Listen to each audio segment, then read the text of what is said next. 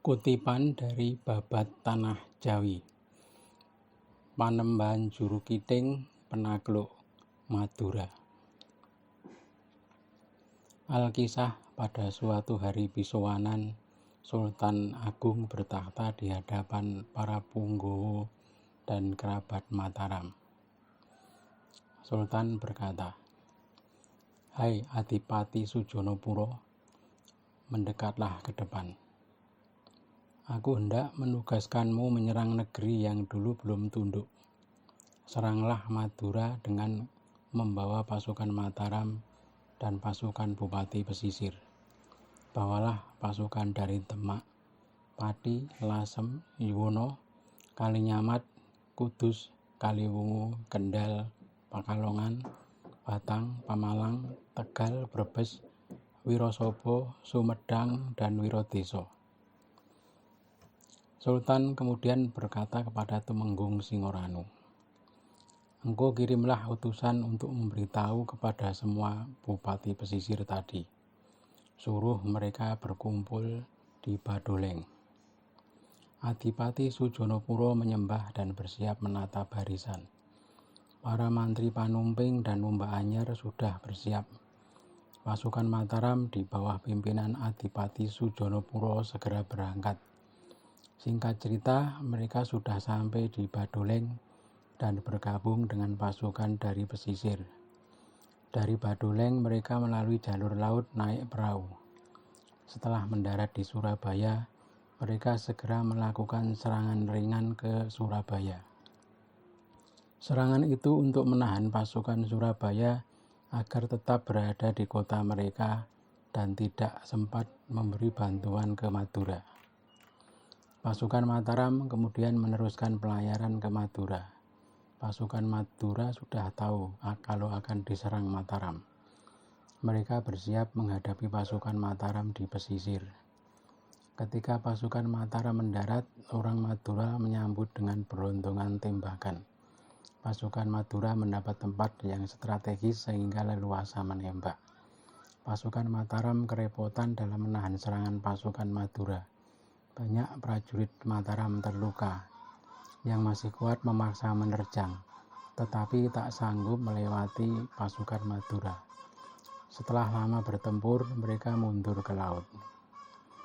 Pada malam harinya, para pembesar Madura kemudian melakukan perundingan mendadak. Adipati Sampang, Sumenep, Balega, dan Pakacangan berunding untuk menentukan langkah. Adipati Sampang berkata, "Bagaimana pendapat Anda semua? Sudah terbukti mereka tak sanggup melawan kita. Saya ingin pasukan Mataram dibiarkan naik dulu ke daratan. Setelah semua naik, kita desak terus hingga ke pantai. Pasti mereka tak sempat mengambil perahu dan tewas tenggelam. Orang Mataram tak akan berani datang lagi." Para bupati Madura sepakat dengan usulan Adipati Sampang. Mereka kemudian mengumumkan strategi yang akan dipakai besok pagi ketika pasukan Mataram menyerang lagi. Para perwira Madura disuruh menunggu sampai pasukan Mataram naik semua. Tetapi jangan sampai mereka bersiap perang. Ketika sudah mendarat, mereka langsung diserang habis-habisan. Pasti pasukan Mataram tumpas habis. Sementara itu di tengah laut, Adipati Sujonopuro mengundang para bupati untuk berkumpul di kapalnya. Para bupati kemudian menurunkan perahu dayung dan merapat ke kapal Sujonopuro. Setelah semua bupati berkumpul, Sujonopuro bertanya tentang kesungguhan mereka. Berkata Sujonopuro, "Bagaimana pendapat kalian? Kita sudah lama berperang, belum ada titik terang. Prajurit banyak yang tewas. Adapun keinginanku sekarang, para bupati dan mantri turunlah mendahului ke medan perang.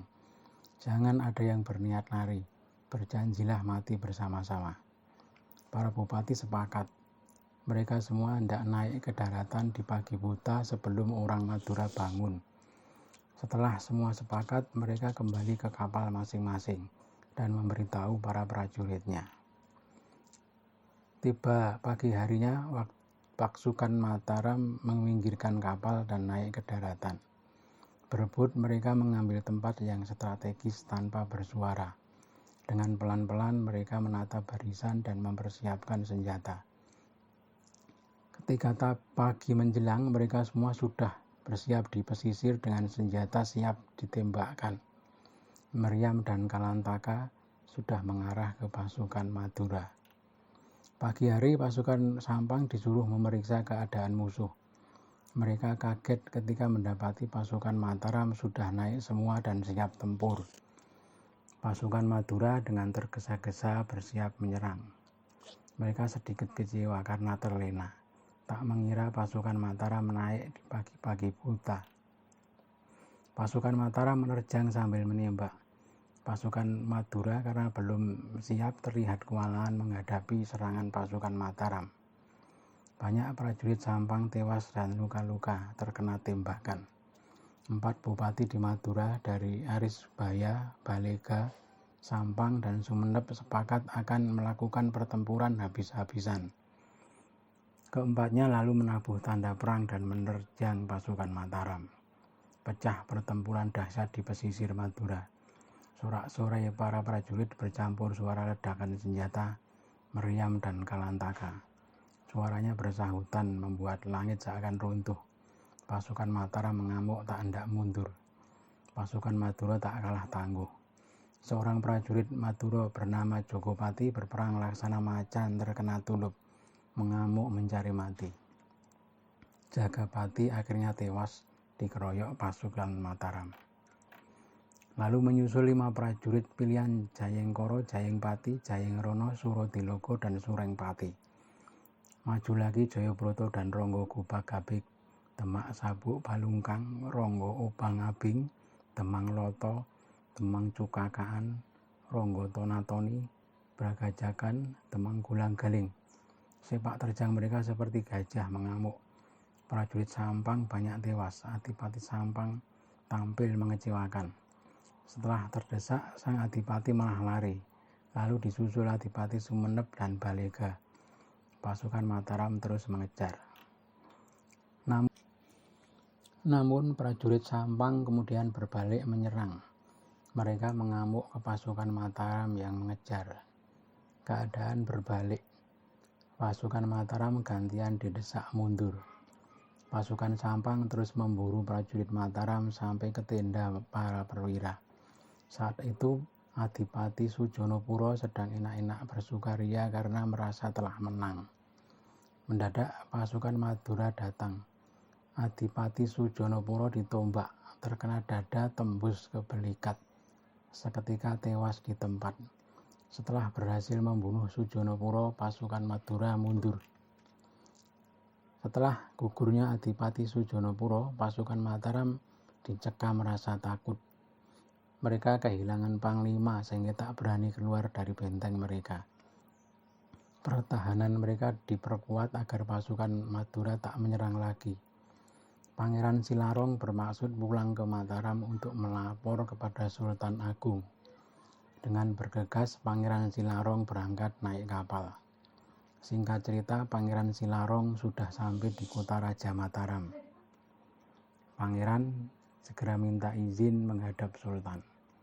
Sultan berkenan menerima Pangeran Silarong. Berkata Pangeran Silarong, "Hamba mengaturkan hidup mati. Pasukan Mataram telah dikalahkan orang Madura. Adipati Sujonopuro tewas. Sekarang pasukan Patuka diliputi ketakutan. Tak ada yang berani maju ke medan perang." Sultan tertegun. Sesaat kemudian berkata, "Hai Silarong, bagaimana pendapatmu? Apakah sebaiknya pasukan disuruh mundur?" Pangeran Silarong berkata, "Mohon maaf Patuka, bila berkenan Patuka kirim kakek Jurukiding ke medan perang di Pamekasan." Sang raja kaget. Apakah kakek Jurukiding nanti bisa bertahan di tengah medan perang? Mengingat usianya yang sudah sangat sepuh. Namun akhirnya Sultan menerima usul itu. Sultan berkata, "Kalau begitu, panggillah kakek Juru. Segeralah bawa serta ke Sampang." Pangeran Silarong mohon pamit dan segera menemui Kiai Jurukiding. Setelah sampai di hadapan Ki Jurukiding, Pangeran Silarong sungkem dan mencium kaki. Kakek Juru Kiting menyapa sang cucu. "Selamat kedatanganmu, cucuku. Ada perlu apa engkau datang ke sini?" Pangeran Silarong berkata pelan.